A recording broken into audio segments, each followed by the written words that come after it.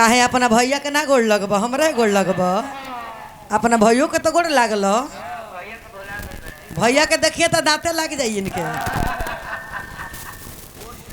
आ मेहरारू भाव में आके आ चूल्हा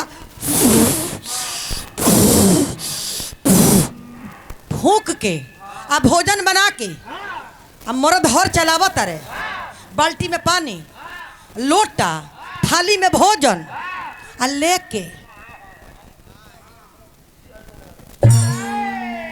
आ धके आ चल तरी।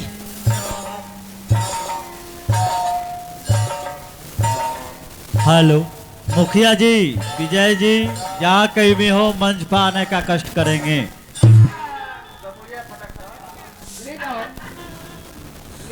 आ मेहरारू कहतरी सुनतनी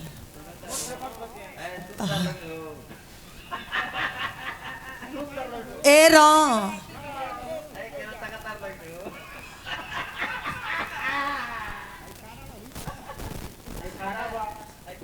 बिहाने से हर रउआ चलावतनी। अब एने से सुनी ना चावल दाल, हई दाल भात भुजिया बनल बनी, कलौंजर बाटे, करैली के भिंडी के कलौंजर बा, तनी खा ली आ बोतलवा का ढक्कनवा खोल के पानी पी ली आ तब हारवा चलाई। मेहरारू कहतरी आ ये बड़ा के मेहरारू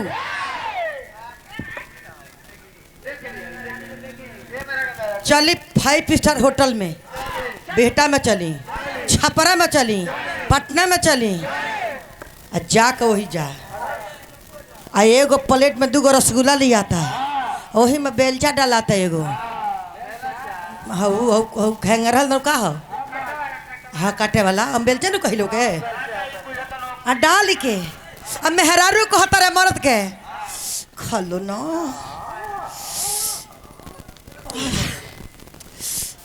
मर्द कहता रे मेहरारू के, मेहरारू कहतिया आप खाइए ना। मर्द कहता बट अरे निर्मला यादव अगर जूठार देबू नु, जूठार देबू रसगुल्ला नु उहे खा ले तो हमारा मरे के समय में बाछी छुआवे के ना पड़ी, आवाज पूरा खुल जाई। कैसे कहे के बा रिधि सिद्धि के रौरा हई सजनावा,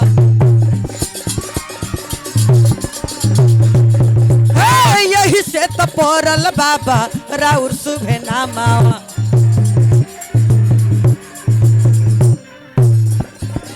निरमाला पूजस बाबा, निरमाला पूजस बाबा राउर दहिना पौरा। ए बाबा पिया, ए बाबा पियर, ए बाबा पियर पियर चढ़ेला जनेउआ रौरा के।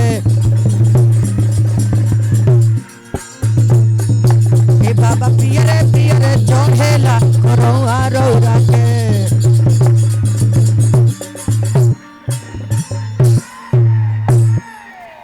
जब साज बाज बाजता तो हई आवाज सुनात नहीं खे, जब बाजत तो हई बंद होता